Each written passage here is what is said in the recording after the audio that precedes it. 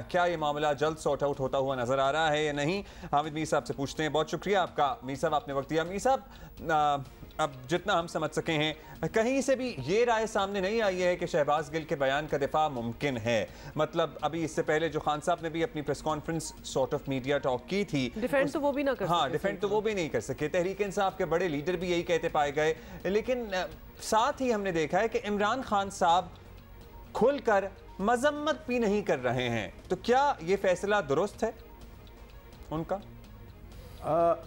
अगर आप मुझे इजाज़त दें तो मैं एक बहुत क्रूड किस्म की एग्ज़ाम्पल है वो इस्तेमाल करना चाहूँगा कि शहबाज गिल साहब का जो बयान है वो दरअसल इमरान खान साहब के लिए एक छिपकली बन चुकी है, और छिपकली फंस गई है। ना उसको वो निगल सकते हैं, ना उसको फेंक सकते हैं, क्योंकि मैं शहबाज गिल साहब को छिपकली से तशबीह नहीं दे रहा। चलें, आप इसको गले की हड्डी भी कह सकते हैं कि गले की हड्डी बन गई है, ना नीचे जा रही है ना बाहर आ रही है।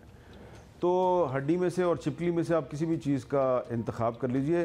तो हड्डी भी गले में जब फंसती है तकलीफ़ दे होती है, बुरी चीज़ है। छिपकली भी कहीं से आपके खाने में गिर जाए या आपके गले में फंस जाए तो ना आप उसको उगल सकते हैं ना उसको निगल सकते हैं, वो भी बुरी चीज़ है। तो ये शहबाज गिल साहब का जो बयान है ये बहुत बुरा बयान था, और तहरीक इंसाफ के जो बहुत से अहम रहनुमा हैं उनकी अक्सरियत ऑफ द रिकॉर्ड इस बयान को दुरुस्त नहीं समझती। लेकिन इमरान खान साहब को चाहिए था कि बीइंग अ लीडर, पार्टी के हेड हैं, उन्हें इस बयान से या तो मुकम्मल लातलकी का ऐलान करना चाहिए था या फिर वो इस बयान को मुकम्मल तौर पे ओन करते। लेकिन उन्होंने ये दोनों काम नहीं किए। इसका मतलब ये है कि वो कन्फ्यूजन का शिकार है। तो तहरीक इंसाफ को कन्फ्यूजन से निकलना होगा, या तो वो इस बयान से मुकम्मल लातलकी का ऐलान करें या फिर इस बयान को ओन करें। ओन करना उनके लिए बहुत मुश्किल है, लातलकी का ऐलान करना जो है वो उनके लिए आसान है, लेकिन वो नहीं कर रहे। शायद इसमें वो समझते हैं कि हमारी सुबकी होगी। लेकिन उनको एक लाइन लेनी चाहिए, क्योंकि कभी कभी किसी पार्टी को ऐसे हालात का सामना भी करना पड़ता है जब उसकी लीडरशिप का इम्तिहान हो जाता है कि उस इम्तिहान में उन्होंने एक दुरुस्त फैसला करना होता है। तो अगर आप दुरुस्त फैसला नहीं करेंगे तो आपका जो मुस्तकबिल है उस पर बेयकीनी के और मायूसी के साए भी छा सकते हैं। मीर साहब, हम दुरुस्त वैसे हड्डी फैसला पे तो इत्तेफाक करेंगे बाय द वे मीर साहब, छिपकली पे नहीं। अच्छा, खैर, एनीवे, दुरुस्त फैसला तो तब होगा जब कोई फैसला होगा। He is really in the middle right now. तो वो बिल्कुल इस वक्त फैसला नहीं कर रहे, ऑलमोस्ट एज इफ कोई वो इंतज़ार कर रहे हैं कि क्या लाइन ली जाए, और टाइमिंग भी एक चीज़ होती है। It's already too late for that. अच्छा मीर साहब, अब हालिया दिनों में खान साहब एक से ज़ायद मरतबा ये इशारा भी दे चुके हैं कि उनकी पार्टी जो है वो तोड़ने की कोशिश की जा रही है। तो आम तौर पर पार्टी तोड़ने का मतलब होता है कि कोई फॉरवर्ड ब्लॉक बन जाना, कोई बगावत हो जाना। तो क्या तहरीक इंसाफ में ऐसा होना मुमकिन है? ये पाकिस्तान की तारीख जो है ना, ये पार्टियां तोड़ने वालों से भरी पड़ी है, और पार्टियां जो हैं वो टूटी भी हैं। एक नहीं, कई पार्टियां टूटी हैं। मैं आपको कहाँ से शुरू करूँ? 49 से ये काम शुरू हो गया था। बहुत सी पार्टियां हैं पाकिस्तान में, ये कोई नई बात नहीं है कि इमरान खान साहब को ख़तरा नज़र आ रहा है कि उनकी पार्टी जो है उसको तोड़ने की कोशिश हो रही है। बहुत सी पार्टियां टूटी हैं, लेकिन देखें, अगर लीडरशिप जो है वो साबित कदम हो, पुरज़म हो, तो पार्टियां नहीं टूटती। और अगर आपका कोई ग्रुप बन भी जाएगा तो वो ग्रुप कामयाब नहीं होगा। नेशनल पीपल्स पार्टी आज कहीं पे भी नहीं है, प्रोग्रेसिव पीपल्स पार्टी आज कहीं पे भी नहीं है, पैट्रियट आज कहीं पे भी नहीं है। हाँ, काफ लीग अपनी जगह पे मौजूद है, और ये वही काफ लीग है जिसके बारे में इमरान खान साहब ने अपनी किताब में लिखा है कि जब मुझे जनरल परवेज़ मुशर्रफ ने कहा कि आपको इसके साथ अलाइंस करना है, तो मैंने कहा नो वे, मैं इसके साथ अलाइंस नहीं करूँगा।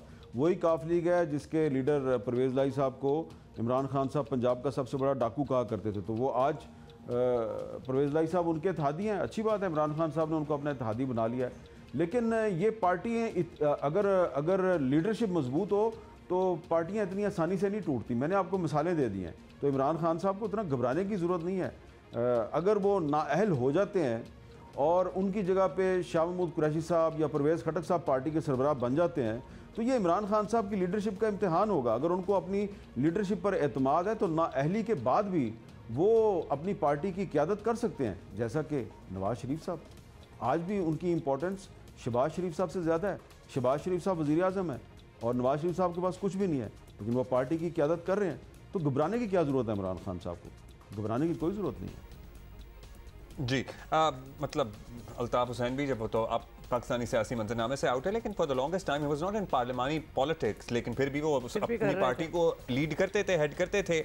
अच्छा मीर साहब, दूसरी तरफ आपको पता ही है हुकूमत बड़ी खुश है कि जनाब इस केस पे इमरान खान साहब को गद्दार दुश्मन, मुल्क दुश्मन डिक्लेयर किया जा रहा है, जो कि किसी भी लीडर को नहीं किया जाना चाहिए, मुनासिब बात नहीं है। फिर हमने शहबाज गिल के ड्राइवर के अहले खाना वाला मामला भी देखा, उन्हें हिरासा किया गया, ऑल्दो उसकी अहलिया की अब ज़मानत मंजूर हो गई है, लेकिन ये भी तो सरासर सियासी पॉइंट स्कोरिंग है।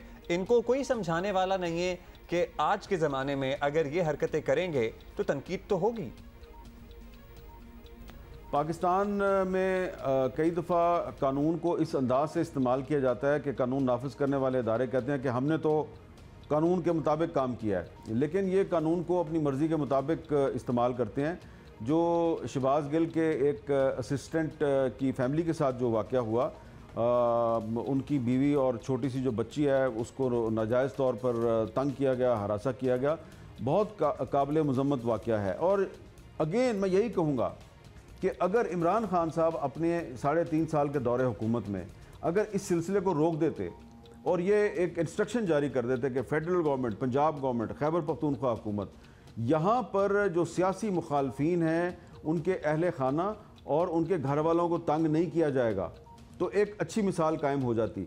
लेकिन आप देखें कि इमरान खान साहब के दौर में क्या कुछ नहीं हुआ।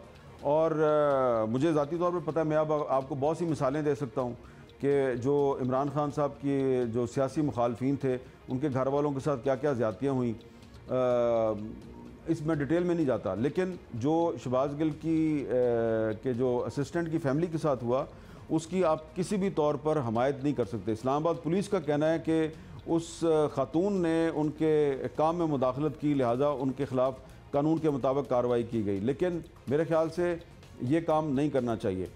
हाँ, आइन और कानून की जो पाबंदी है वो सबको करनी चाहिए, लेकिन आइन और कानून और भी आपको बहुत सी बातें कहता है।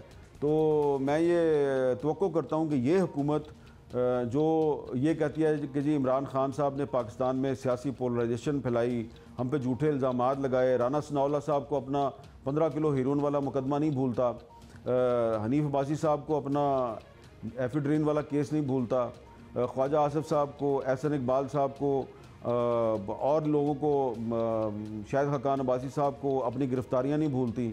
शहबाज शरीफ साहब वज़ीर आज़म हैं, वो बोलते नहीं हैं, लेकिन उनको भी 2 मरतबा इमरान खान साहब ने गिरफ़्तार किया और उनके अहले खाना को भी तंग किया गया, काफ़ी उनके रिश्तेदारों को भी तंग किया गया। तो अगर इमरान खान साहब ने अपने दौरे हुकूमत में अपनी अपोजिशन को बहुत ज़्यादा तंग किया, उस पर झूठे मुकदमे बनाए, तो आज की हुकूमत को चाहिए कि वो इमरान खान के नक्शे कदम पर ना चलें और वो काम ना करें कि जिसकी हम इमरान खान के दौर में भी मजम्मत करते थे, और आज भी अगर वही काम शहबाज शरीफ साहब की हुकूमत कर रही है तो हम उसकी मजम्मत पहले भी। और इमरान खान से पहले की हुकूमतें थी, मेरी ना ज़बान पे कट पड़ा हुआ इसलिए मेरे अजीब सा हो रहा है। अच्छा मैं बोल देती हूँ, एक्चुअली मैं मीर साहब की ये सारी बात सुन रही थी और ये सोच रही थी कि खान साहब से जो तवक्कुआत थी और जो एक्सपेक्टेशन थी, ही सो लर्नड, ही सो एजुकेटेड, पूरी दुनिया इन्होंने फिरी हुई है, कंपेरिजन कर सकते हैं, तो बहुत से प्रैक्टिसेस जो पाकिस्तान में होती होंगी वो ये नहीं करेंगे।